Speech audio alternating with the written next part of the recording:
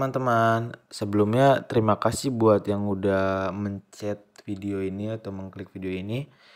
Oh ya, di sini saya akan menjelaskan materi tentang membangun human capital ya. Nah, ini cocok banget nih buat teman-teman yang masih sekolah atau yang lagi kuliah. Sebelumnya, perkenalkan nama saya Tiana Chandra ya. Saya dari Universitas Gunung Jati Cirebon. Ya, cukup kayak gitu aja kali ya. Ini yang openingnya ya. Ada langsung aja ke materinya ya teman-teman ya. Human Capital dan Manajemen. Human Capital dan Manajemen itu dibagi menjadi beberapa poin. Yang pertama ada SDM. Sejarah peradaban manusia membuktikan bahwa manusia mampu menciptakan jauh lebih banyak informasi dari yang diserap oleh manusia itu sendiri dan dapat mempercepat perubahan jauh lebih cepat dari manusia yang mengikutinya.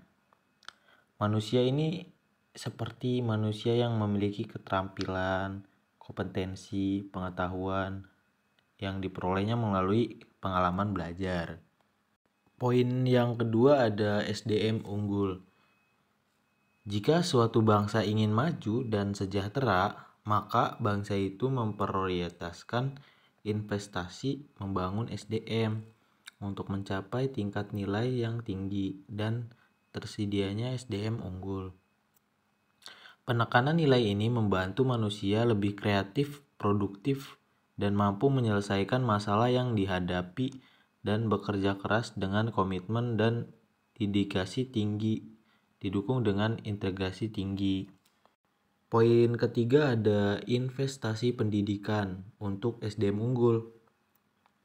Pembangunan human capital melalui investasi pendidikan oleh pemerintah, swasta maupun masyarakat penting untuk mempersiapkan masa depan bangsa yang lebih baik lagi.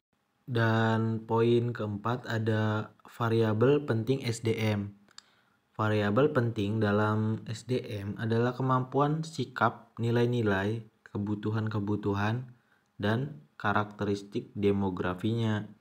Variabel tersebut, menurut Gomez, dipengaruhi oleh lingkungan seperti norma dan nilai masyarakat, tingkat pendidikan, dan peluangnya yang tersedia.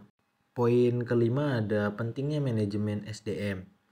Sifat SDM selalu berkembang, baik jumlah maupun mutunya. Maka untuk memperoleh keseimbangan antara SDM yang tersedia dengan tingkat perkembangan ekonomi pada tahap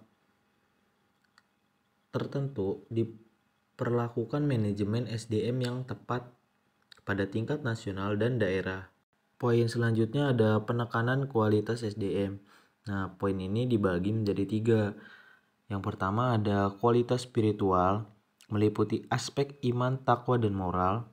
Yang kedua ada kualitas masyarakat yang berbangsa, termasuk kesetiakawanan sosial, rasa tanggung jawab, dan disiplin sosial.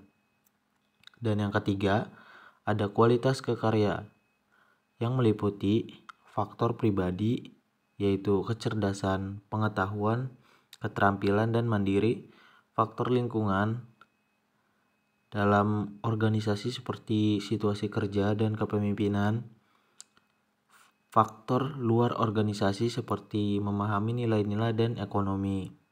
Dan poin yang terakhir ada kebutuhan SDM di Indonesia.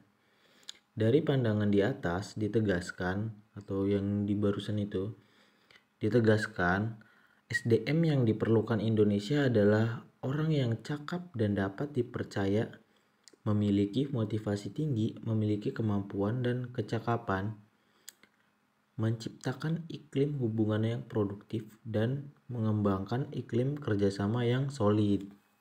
Nah, selanjutnya ada human capital dan manajemen sumber daya manusia. Secara harfiah, pengertian modal manusia adalah pengetahuan, keahlian, kemampuan, dan keterampilan yang menjadikan manusia sebagai modal atau aset suatu bangsa. Dalam menyiapkan SDM yang berkualitas, manajer dalam seluruh organisasi bertindak sebagai perencana perorganisasian pengarah, pemotivasi, dan pengendali. Dalam human capital, MSDM adalah penggunaan dan pengaplikasian fungsi-fungsi manajemen yang memfokuskan perhatiannya pada pengelolaan dan pengaturan peran SDM dalam suatu organisasi. Nah, untuk human capital dan investasi pembangunan itu tuh dibagi menjadi 3. Yang pertama ada standar kualitas, yang kedua ada investasi SDM, dan yang ketiga ada penempatan SDM. Nah, untuk konsep human capital sendiri itu berkaitan dengan fakta bahwa pada dasarnya manusia akan menanamkan investasi dalam dirinya melalui pendidikan, pelatihan, dan aktivitas lainnya yang akan meningkatkan pendapatan mereka di masa depan melalui peningkatan penghasilan seumur hidup. Nah, tujuan dari materi ini adalah mempersiapkan generasi emas atau gold generation. Anak-anak yang sehat dan cerdas merupakan bibit generasi emas di masa yang akan datang. Bakat adalah benih dari suatu sifat yang baru akan tampak jika ia mendapat kesempatan atau kemungkinan untuk berkembang.